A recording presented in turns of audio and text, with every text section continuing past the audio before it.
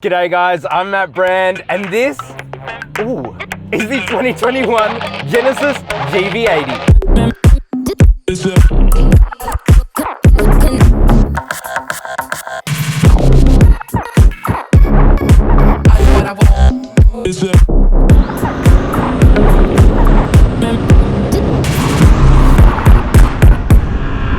The Genesis GV80 is the first luxury SUV from luxury brand Genesis. For those that don't know, Genesis is a brand by Hyundai. It is like Lexus is to Toyota. And my God, this car is incredible. Genesis knows that breaking into the luxury market here in Australia especially is very difficult. And if we're being honest, people really are brand snobs. And so what you get from the GV80 is the most extreme luxury car on a budget. It is insane, it's absurd, and I love it. And there is so much to talk about, and I'm gonna take you guys through all of that today. Now, if you are new around here, I would love it if you could go down there and hit the subscribe button. I release an awesome new car review like this every single week. And while you're down there, please do hit that like button. It really, really helps small content creators like me. I've also left timestamps down in the description below, or you can click the YouTube chapters down there if you want to skip ahead to a certain part. But I think that's enough waffling on. Let's get straight into the review. I cannot get over the way the Genesis GV80 looks, especially from the front. Let's start with the gigantic crest grille. Man, talk about big grills. This is probably the biggest grille I have ever seen on any car. But let me tell you, it is incredible. Excuse me here while I give it a bit of the sauce, but gently.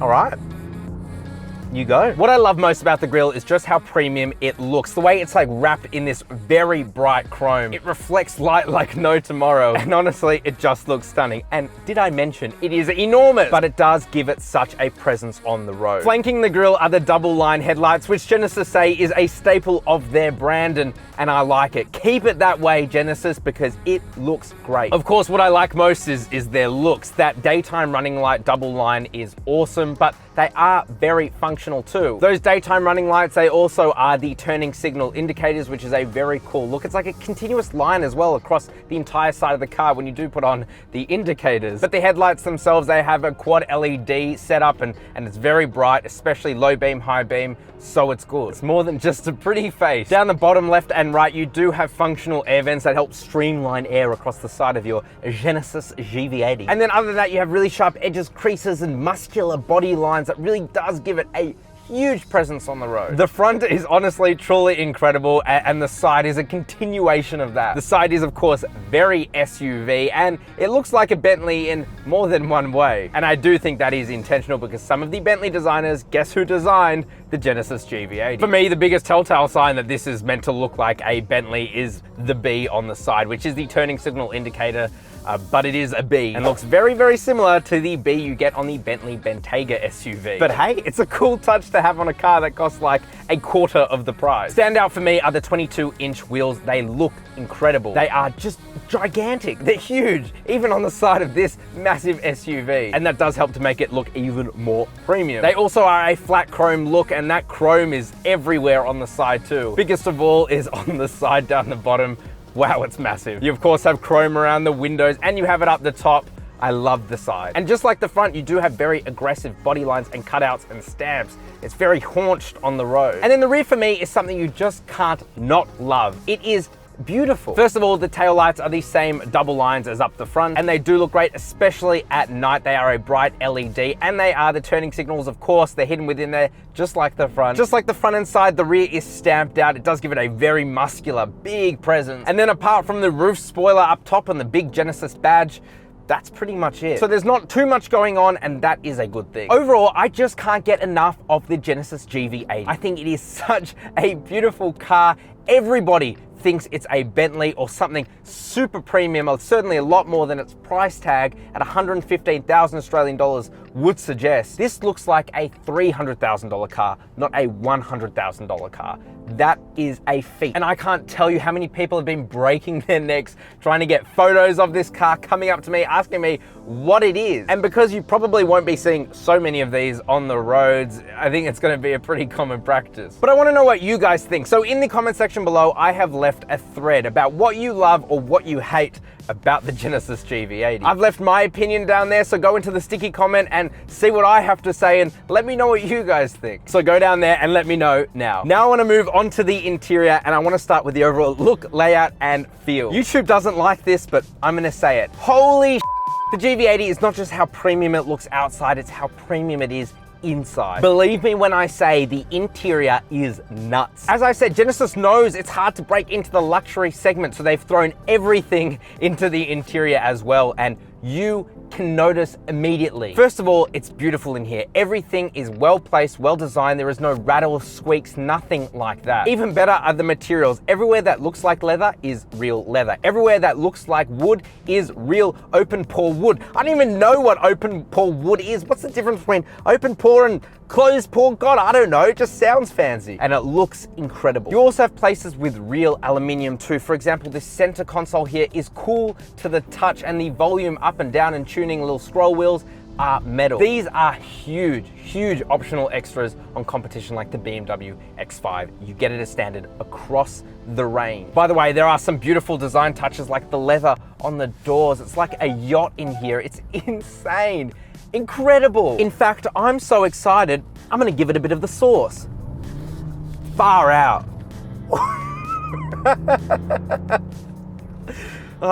You know, if you forget that this is a big SUV, just take a corner a little bit too aggressively, you'll remember. Boy, does this thing drive amazingly though. Anyway, we'll get onto that soon. Back to the interior. In terms of ergonomics and practicality, the steering wheel is tilting and telescoping electronically, of course, and the seats are 10-way adjustable in this non-luxury pack. This is non-luxury? Probably could have thought of a better name for that pack. I think this is pretty luxury as it is. But in the luxury pack, it's like 16-way adjusting. Storage as well is really good. You do have 2 cup holders, of course, in the center, 2 more in the doors, though the door bins are quite small. You have a place for your phone, of course. The glove box is a good size, and this center armrest as well is pretty deep. Can we please also admire how well everything is dampened within here? When you do open that center armrest, it's not just opening, it's delivered to you. It's incredible. In terms of I/O, you do get 2 USB ports up front. You also get a wireless charging pad that is cooled, and that means that it will charge your phone faster. You also do get a 12-volt socket, but it's hidden in this secret compartment underneath the center console. That's actually quite large. So yes, ergonomics and practicality are spot on. You know what else is spot on? These seats. Now, as I said, this is not equipped with the $10,000 luxury pack, but you don't need it. These seats, as they are so comfortable. They are beautiful leather, even if they're not the Napa leather you would otherwise get. As I said, they're so easy to get into a comfortable position. They are 10-way adjusting with really supportive lumbar support. They're also heated and cooled, and they're just so comfortable. Oh, and did I mention they are stunning? They are beautiful. They've got this really nice pattern on them. Very premium. Then there is the steering wheel, and you guys know how much I love weird and wacky steering wheels, and this steering wheel, although looks quite odd, it is incredible. It is super comfy to hold in the hands. It's made of very nice leather. Even though it's got this like 2-spoke Art Deco design, I think it works very well. Certainly is unique, and that's what you need nowadays. But it doesn't compromise on functionality. I've said it before, I'll say it again. Hyundai, Kia make some of the best steering wheels ever. Of course, this Genesis, being a Hyundai product at the end of the day, has the exact same layout and switches, and they are awesome. On the left, you have your media controls and you have your phone controls. You've also got a special programmable button. And then on the right-hand side, you have your safety system controls and you have your cruise control. Speaking of safety, you get every safety system under the sun. Big shout out though to lane keep assist and lane centering assist, so it hooks you up into the center of the lane, and it's really, really good. And then adaptive cruise control will take you all the way to 0. It is perfect in stop-start traffic. Also, the metal paddles, they feel great too. Up ahead of me is the 8-inch digital instrument cluster. Well, it's partially digital. On the left-hand side, you do have an analog speedometer, and then the other 2/3 is that digital screen. Most of the time it is on the right-hand side a digital tachometer, but then when you put on the indicator, it does change to a camera for your blind spots. Left or right, doesn't matter, it will show up. That's a neat feature. And then in the center, you can display heaps of information, pretty much everything you want. It certainly isn't the best in the business, and if you do go for that luxury pack, you do get a 12.3-inch fully digital instrument cluster, but I don't know, it's not really necessary, to be honest, because it displays the same information just with prettier graphics, and it can go kind of 3D. cool. Competitors though, like Mercedes, BMW, they just have nicer screens. But if it's this versus a $40,000 premium, I'll take this, thanks. What is the best in the business is this 14.5-inch infotainment display. My God, it is huge. And it is better than my TV at home. Part of me just wants to like rip it out, put it on my wall. No, not really, that would be a bit sad. But I will be honest with you, it is incredible. The resolution is so high, it is so sharp and responsive to the touch. You can control it with your hand, or you do have a little dial down here, rotary dial. Not a big fan of it. First of all, and kind of embarrassingly, I kept trying to turn the glass gear shift lever because it's pretty much the same as the rotary dials. And really, this dial is not as easy to use as BMW's. I can't quite put my finger on why. It's taken me a while to get used to it. But that is such a minor complaint because I am used to it now, and if you've owned this car for more than a week, I'm sure you'd be used to it too. It of course is very functional. You do have navigation, digital radio, Android Auto, and Apple CarPlay. And I just love it. It's so good. Oh, and did I mention across the range, you get a 21 speaker Lexicon by Harman sound system. And my God, it is incredible. Who needs 21 speakers in a car?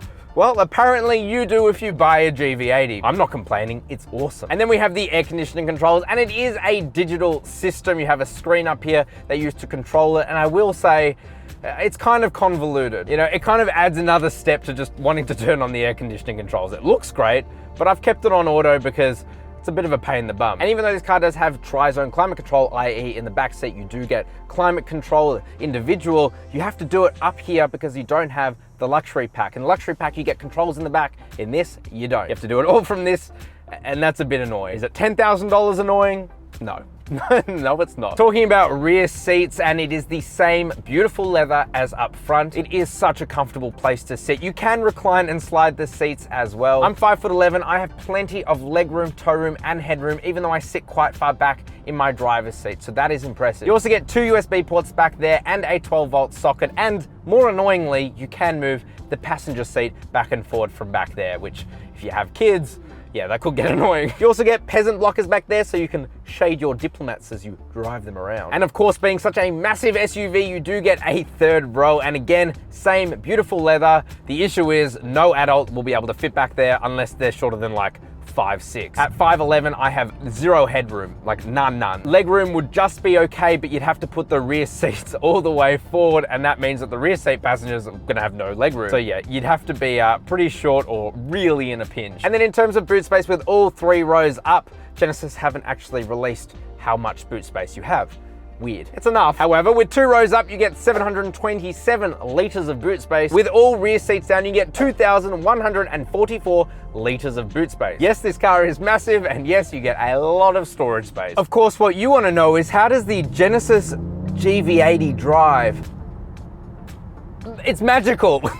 Magical. I am lost for words. It's incredible. The GV80 I'm driving today is powered by a 3-liter inline diesel turbocharged engine, and it pumps out 204 kilowatt of power and 588 Newton meters of torque. You can also get a 3.5-liter twin turbo V6 petrol engine, or you can get a 2.5-liter turbocharged petrol engine, 4-cylinder, but this is the one you want. And that's just because of how smooth and refined this engine is. Even though it is so refined, it is still quite fast. The 0 to 100 or 0 to 62 miles an hour,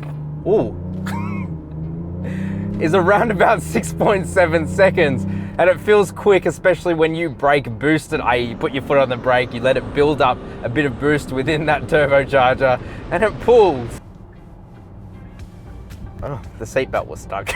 Now, all of that power is sent through to all wheels via an 8-speed automatic torque converter transmission, and it is buttery smooth. Upshifts are just seamless.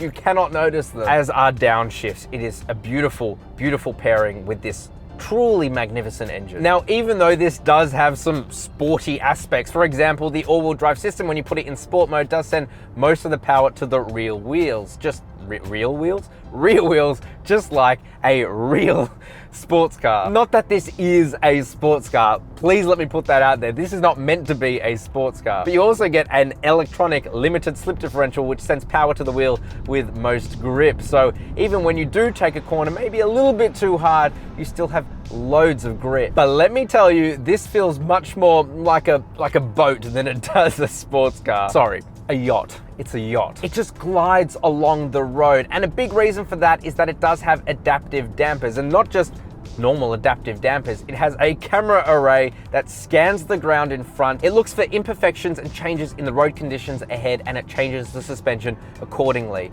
It's like you're sitting on a magic carpet.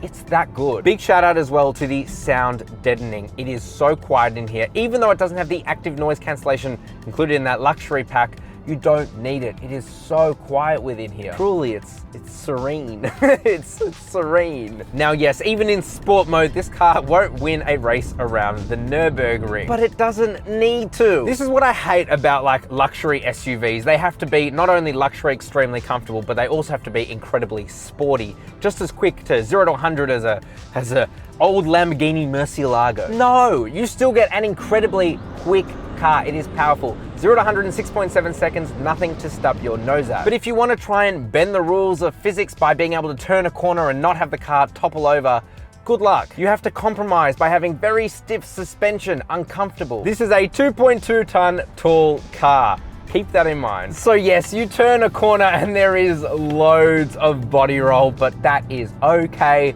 It's what it's for. It's comfy. In terms of driving modes, you have 4. You have Eco, Comfort, Sport, and Custom. And you also get off-road modes of snow, mud, and sand. Though I would be surprised if a Genesis GV80 ever saw any of those conditions. And then with handling, as you would expect for a big SUV, it is light, but it is still precise. I feel like where I turn the steering wheel, the car will go. And that's a good thing. You don't always get that characteristic on a land yacht, but boy, it's just so comfortable. It's so comfortable. And then in terms of fuel economy, I'm averaging around 10 liters per 100 kilometers, but that's mostly city driving. That is very impressive. If you do want the best fuel efficiency, the 3-liter diesel is the one you want. Both of the petrol engines are actually quite thirsty, even the small 4-cylinder. So the question that's on your mind is it worth it? Well, the GV80 starts at just over 100,000 Australian dollars for the base spec rear-wheel drive with the 2.5-litre engine. But the base spec is the same interior as this. Still, don't buy that model. It's not the one you want. And that's for a few reasons. One, it comes with a 2.5-litre petrol engine. You don't want that. Also, it doesn't come with adaptive dampers. You need that. If you buy one of these, that is one of the biggest key selling points, is how comfortable it is. No, this one here is the spec you want. This here, the GV80 with the 3-litre inline diesel engine and not the luxury pack, is the best value spec. And if you need to know why, just rewatch the video. 100 million, billion, trillion%, the GV80 is worth it. Let me put this into perspective for you. A similarly spec'd BMW X5 will cost you anywhere over 40,000 Australian dollars more than this. That is absurd. That is absurd. Don't do it to yourself. For just over 115,000 Australian dollars, you get a car that is beautiful in its looks, truly amazing with its interior, drives like a dream, and is still from a luxury brand. Think with your head and think with your heart. This car is 100 million, trillion, billion, whatever I said before.